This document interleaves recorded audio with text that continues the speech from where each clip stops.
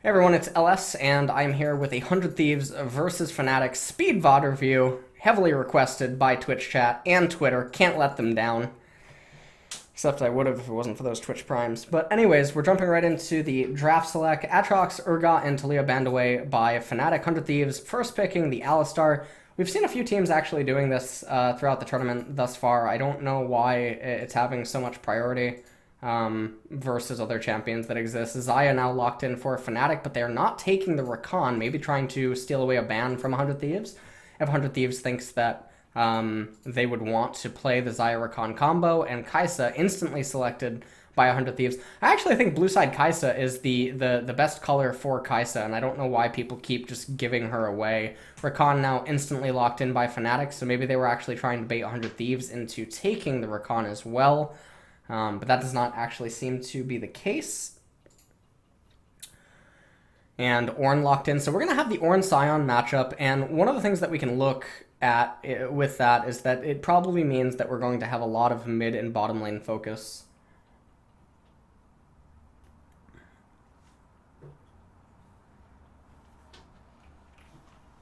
Ryze and Kindred now being banned away by Fnatic.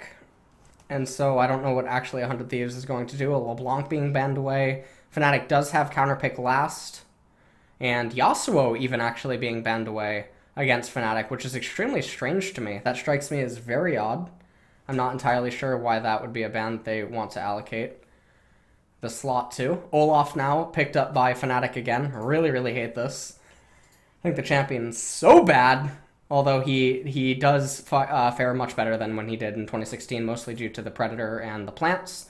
And now Graves is being picked up. I think Graves is actually an atrocious pick here, because now what ends up happening is every member on Fnatic is incentivized to actually just have Ninja Tabi, and there's already 2 members on Fnatic that fare so fucking good against Graves. I don't know why he would be picked up here. That seems like an absolutely atrocious pick. And now we're going to see what 100 Thieves, a blind pick into Fnatic. It looks like it's going to be the Syndra. This can be responded to with Fizz, Echo. There's so many champions. Obviously, Echo is probably one that is in a lot of people's minds. Aurelia. This matchup, Syndra can win it. It is possible. But if Aurelia gets snowballing, there is absolutely zero recovery for Syndra. It is such a knife fight of a lane. I'm trying to think of a comparison. I think it's trying to. There are a lot of knife fight lanes where once the enemy gets 1 kill, it's just sort of over. I guess like what Victor Fizz would be another one. If Fizz gets a kill, Victor can't do anything, but Victor can do fine up until that point. Jace Camille. I guess Jace Camille is definitely another one as well. Shout out to Rappel during this live VOD review, as he is donating an enormous amount of tier 1 subs to people in chat. Thank you so much, Rappel.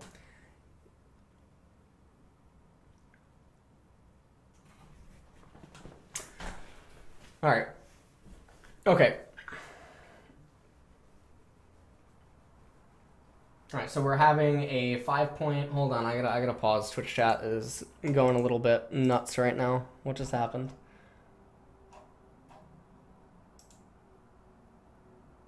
I feel I do.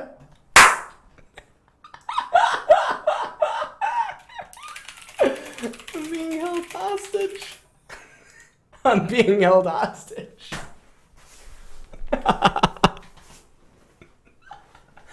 Oh, fuck.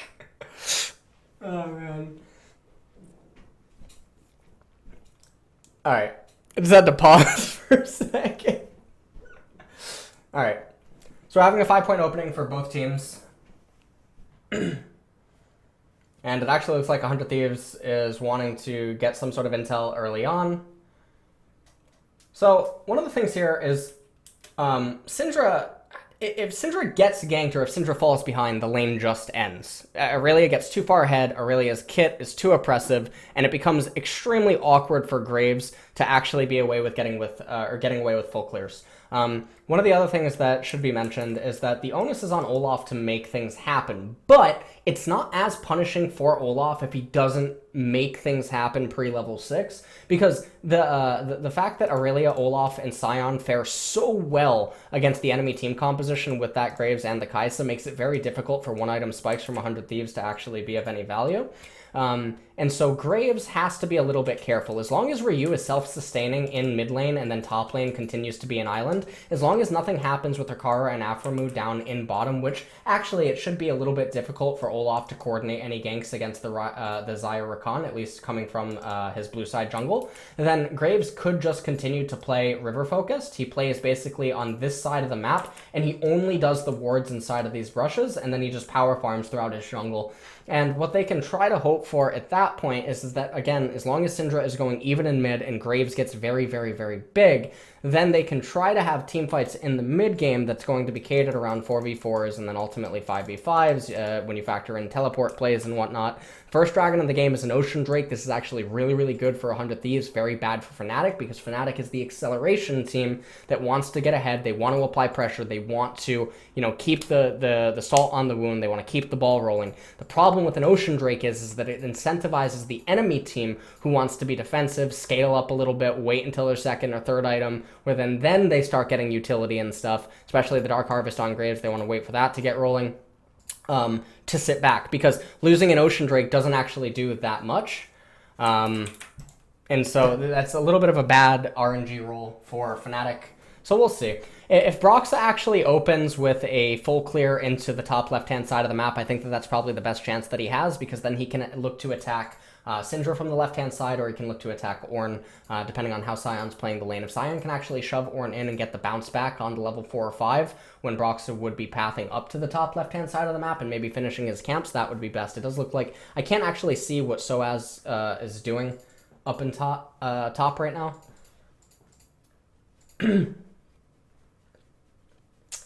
So it's hard. It does look like he is getting the bounce.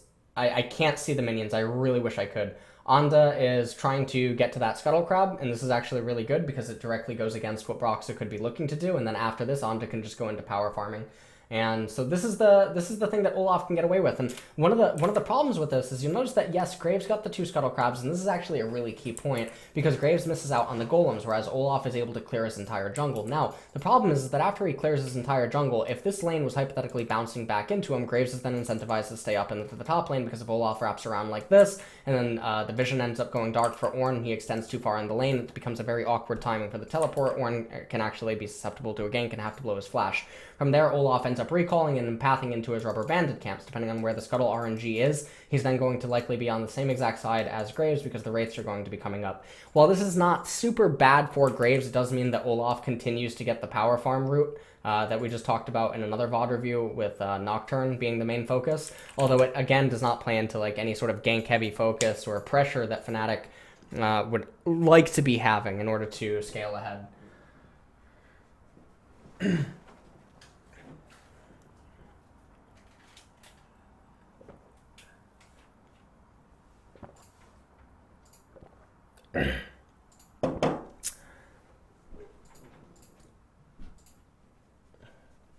Okay, so obviously that was not an option. Someday is completely exhausted, at least in the mana department, and Someday is winning actually with the CS, and we can see that Olaf is just continuing to power farm.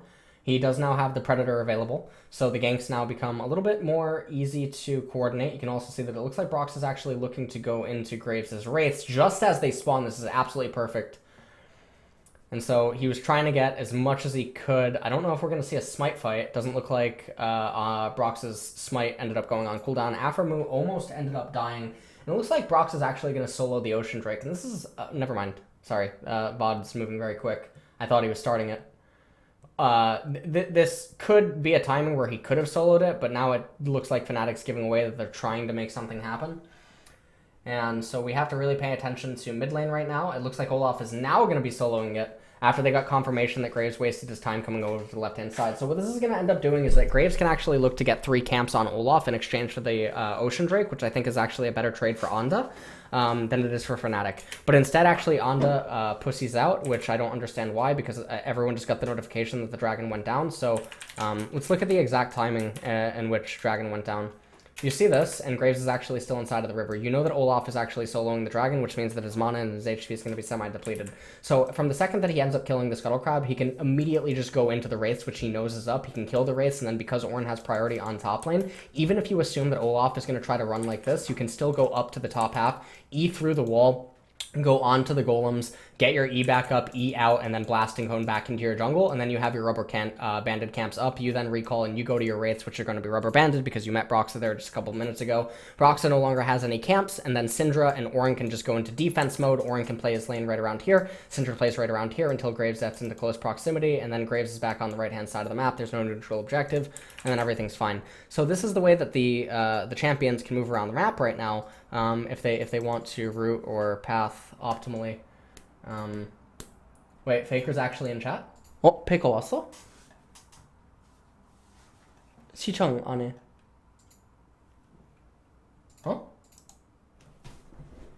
Really? 있어? 어떻게 봐? I don't know. 있네? 뭐야? Okay.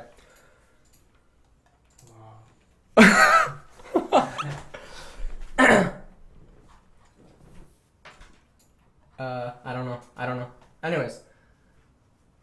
So, okay. So that's what's going on with the Olaf routes, but Anda bitched out, and I don't know why he bitched out from that route, because he would have had a perfect path into his right-hand side.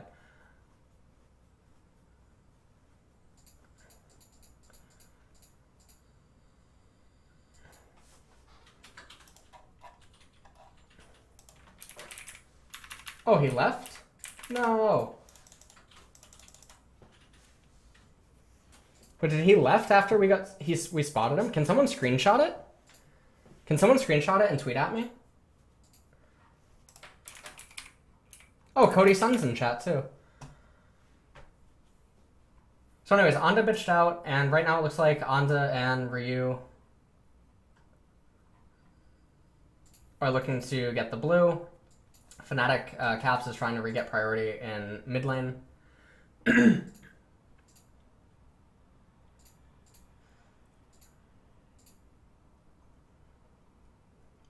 Okay.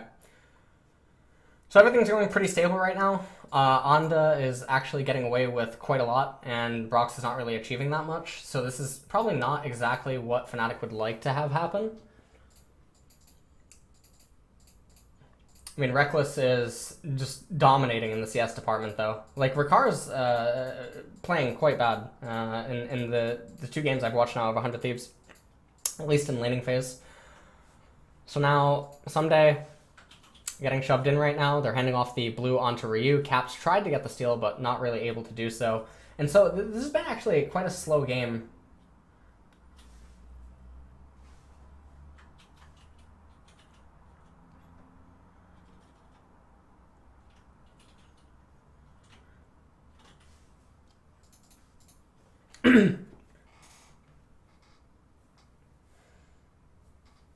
Not really too much is happening. And, like, interestingly, this is actually really good for 100Thieves. Even though we talked about how their one item should be negated by ninja tabbies across the board, it actually looks like Caps is going to go for Mercury Treads. That's really, really bad. We talked about how Syndra cannot go down in mid lane, ever. And the fact that she just fell 2 Caps on that Aurelia, and now it looks like a lot more chaos is about to unfold down in bottom lane. Shit is just hitting the fan. This is just really bad. So let's rewind and look at where things start going bad. Okay?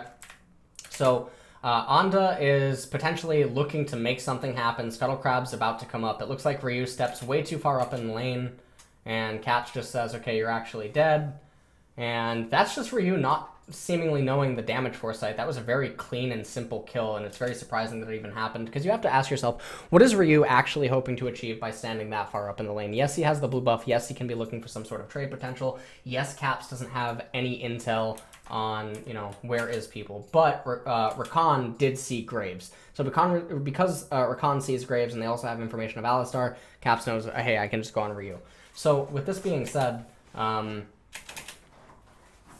This is just really, really strange because it looks like 100 Thieves is trying to fight over luxury vision. This is something I talk about in a lot of VOD reviews. It's basically vision that's not actually grant you anything other than just feeling comfortable. Yes, an Infernal Drake is coming up in 20 seconds, but neither team can just drop everything that they're doing and go and get it. However, because Fnatic is already in such a dominating position and control, it should already be assumed that 100 Thieves is most likely going to have to concede it anyway.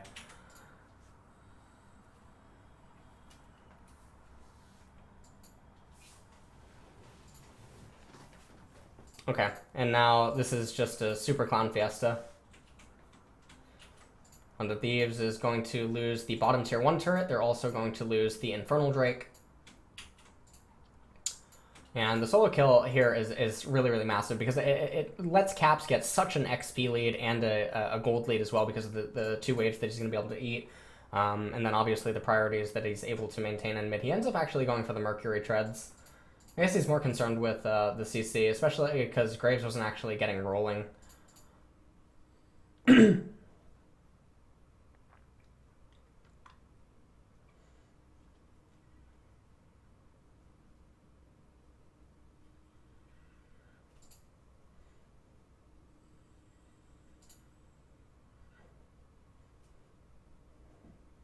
So now, at this point in the game, it looks like 100 Thieves is saying that they want Rift Herald, but I can't imagine why they would be trying to force this kind of an objective. Yes, Caps is not currently here, but they're going to take damage and they don't actually have the items to just burst down the Rift Herald super quickly. Fnatic's also ahead in tempo across the entire board, and now Aurelia's coming flesh off of a recall with the Trinity Force. So expect to see Caps just shoving this wave really, really hard, and then Ryu basically plays super defensively.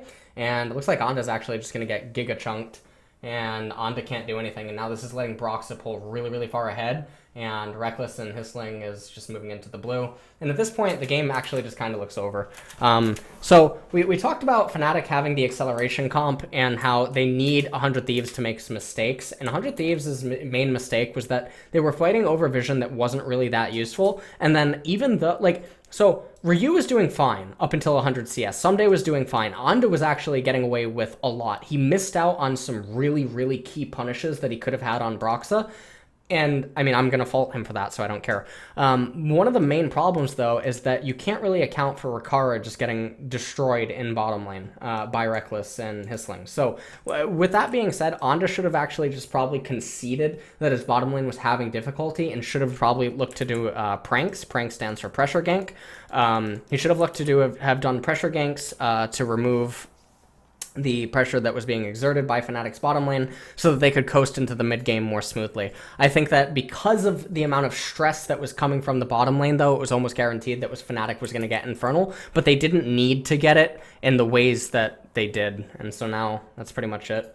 You can just see that the vision control for 100 Thieves is really bad, and then because Aurelia got so far ahead of the Syndra is in such a nightmare spot. So Ryu actually played the lane quite poorly after getting to the 100 CS. And I mean, that one death is actually just so massive. It's like Victor dying to a Fizz, or it's like the Camille Jace thing that some people mentioned, or it's like dying to Fiora as a tank inside of the lane. It just completely flips the entire thing, where like you're walking this very thin tightrope. What is 100 Thieves doing? What?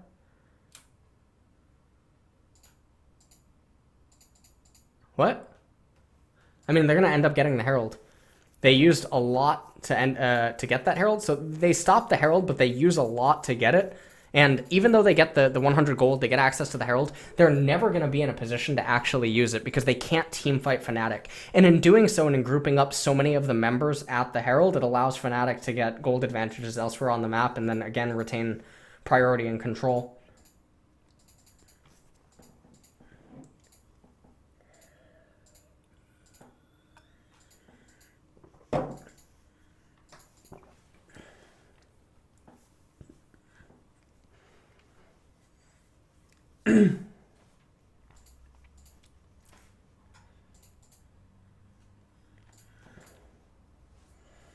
At this point, Fnatic just has to wait. I mean, they have option. So if you're Fnatic, right, let's do the list again, right? What is 100 Thieves' needs, right? 100 Thieves needs, they need time to scale up, right? They need time to scale. I can't really write very well with this pen. They need time to scale up. This is exactly what 100 Thieves needs, right? So what does Fnatic need, right? Fnatic needs to take the ocean, right? Take ocean. Do they really need to take ocean? Probably not, but this is probably what they're thinking. Well, actually, okay, this is more so a want. Fnatic probably wants to take ocean. They don't actually need to take ocean. But that's for a very long conversation that I probably need to make an LS Logic video on. I had the conversation with Loco Doco during one of the Gauntlet VOD reviews. Fnatic need to take down the tier 2 turrets, right? So the problem is that you look at the items and they're waiting on completion. So what Fnatic needs to do is wait till item completion and then look to manipulate the lane state so that they can generate slow pushes starting at the long spots in the lane, right? So what you need to do is you need to stockpile 3 to 4 waves starting at a very long spot in the lane so that eventually it can take its small time and crash into a lane and allow you to do things like 0-3-2. And even though you're doing a 0-3-2, the amount of minions that you have in one of the slow pushing lanes, whether it's top or bottom, basically accounts for one member. This will allow you to pull at 100 Thieves and apply pressure, and then allow you to rotate the 3 players or 1 player into the 3 to get 4, and then gradually rotate the 4 into either the 1 with the minions, or then again into grouping up as 5, and then utilizing that to bring down the tier 2 turrets. But no matter what Fnatic realistically needs to do is they need to acknowledge that, like right now, let's say that 100 Thieves has 10k gold and Fnatic has 15k gold.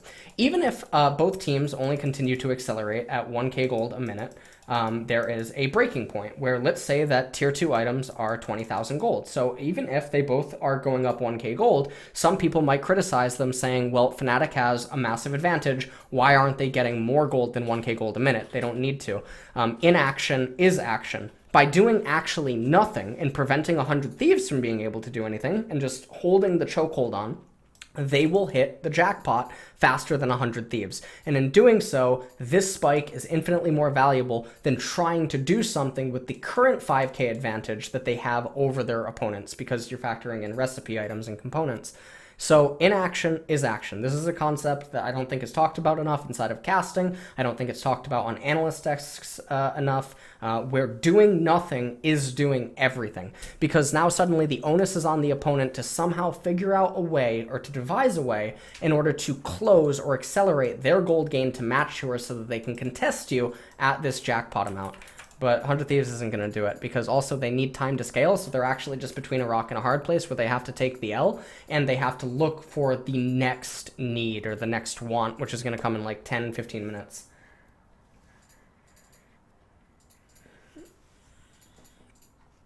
Fnatic realistically can't lose a fight as long as they don't turret dive.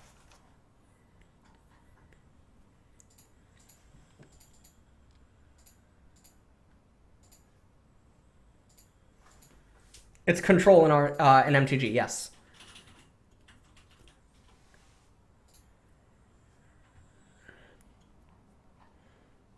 Okay, so they end up picking up the Ocean Drake. Rift Herald is summoned up in top lane. Caps is there. I like what Fnatic's actually doing. They're bringing... It seemed like they were bringing the other 4 members down. Sorry. Into bottom. I actually think if you bring the 4 members down into bottom, you can just dive. I'm trying to see. Hold on.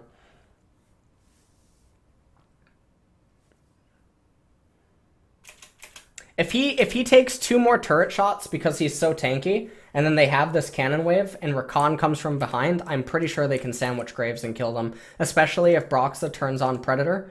Oh no, Predator's on cooldown. Yeah, even if he doesn't have... Hold on.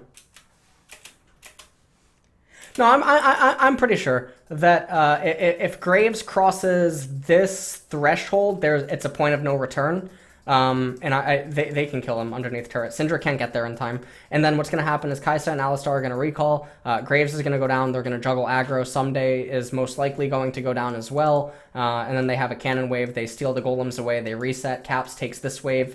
Takes this wave, and the next wave out of Nexus brings it all the way to over here. Caps backs up, Caps recalls, Caps go down into mid lane, and then the members that were in bottom end up recalling as well. Jungler eats all of his jungle camps, Soaz goes back down into bottom, and then you just play the lane out again. You do a 0-4-1. and you wait for this wave to bounce back into you. Once it bounces back into you, there's no neutral objectives on the map. You wait for a stockpile of blue minions to get to here. You send Aurelia up to top lane. You keep Reckless and Hisling in mid lane, so you have two people here, jungler eating his jungle, and then you have Soaz down in bottom lane, Cap perma-freezing top lane with about 15 blue minions. And then basically you tell 100 Thieves that they're now losing access to an entire lane. They're losing about 700 gold a minute inside of a lane in addition to the XP. And then they are forced to no longer be able to allowed time to scale. And then it works directly against what they need, because they need the lanes to come into them. They need the lanes to be safe. They need to not invest in vision control because they can't afford to. So that's what Fnatic should be looking to do, rather than what they want to do, which is just to probably turret dive them and take objectives. Hillising? Okay.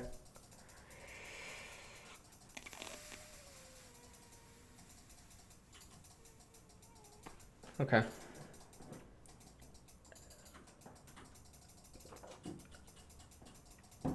I did IG versus Fnatic already.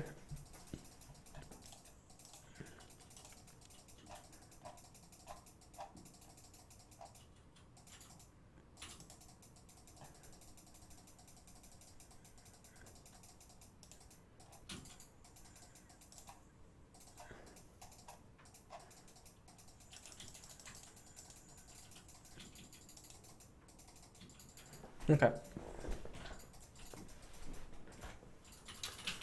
So right now we're seeing that Fnatic's not actually doing what I just talked about, and it's because they're playing to their wants rather than going against the needs of their opponents. So even though it's likely going to be okay and they're probably going to win the game and whatnot, it's still something that's very sloppy to see. Because if your life depended on it, you wouldn't make these choices. If it was do or die, if it was like some fucking fucked up Saw League of Legends edition movie, you wouldn't play like this. You would do everything in your power to apply more and more salt to the wound and bleed the opponent dry. Especially because it induces tilt and it preys upon people's emotions.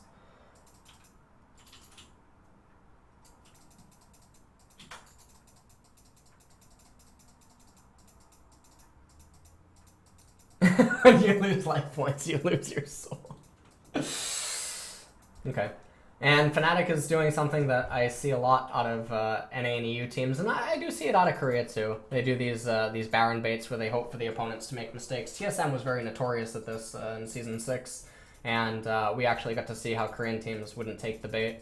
But also just some of the better teams that would face them sometimes also would not take the bait. It was like this Baron bait where the side lanes are actually really bad and the opponents have to handshake. I mean, obviously, yes, Fnatic does have the ability to... Okay, no signal? What was that? Was that giving us a glimpse into the cumulative brain of Team Liquid when they're playing? Or what was going on there? What? What was going on there? No signal. NA signal. Oh, man.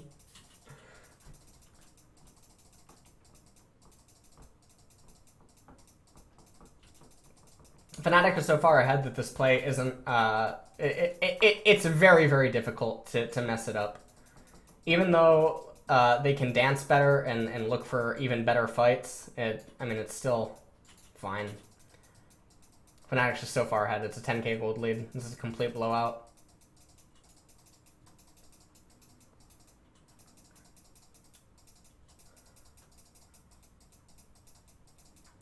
Now they're going to get bottom tier 1. I like how Caps is going up into top lane.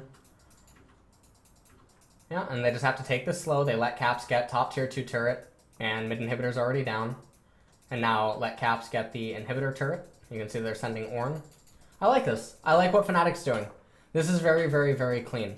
So my issue is that it's less impressive for Fnatic to do this against 100 Thieves than it was for G2 to do it against, what, Afrika? Why am I blanking? Oh my god. When G2 did it, I felt like it was more impressive how they moved around the map and coordinated. Fnatic doing it with the amount of gold advantage that they have and against 100 Thieves here is less impressive to me, but it still should be noted that I do think that it's very clean and it's good play.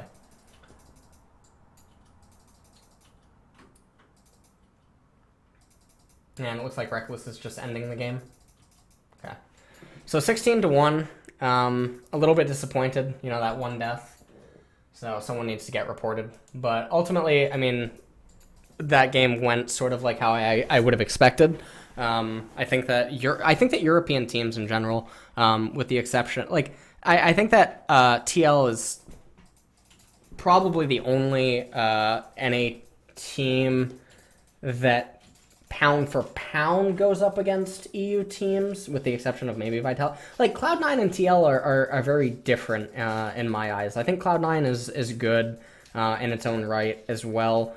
Obviously, I think Jensen is fantastic. I think Sneaky is very stable and good, and I think Licorice is one of the best Western top laners. I think Licorice is just one of the best Western players in general. But I think that like seeing TL versus Fnatic would be more interesting than seeing Cloud9 versus Fnatic, because I think that Fnatic would prey upon the things that make Cloud9 good, and I think that TL would actually be able to show more resistance. So anyways, looks like that is the end of this. So now I will potentially do RNG versus Vitality.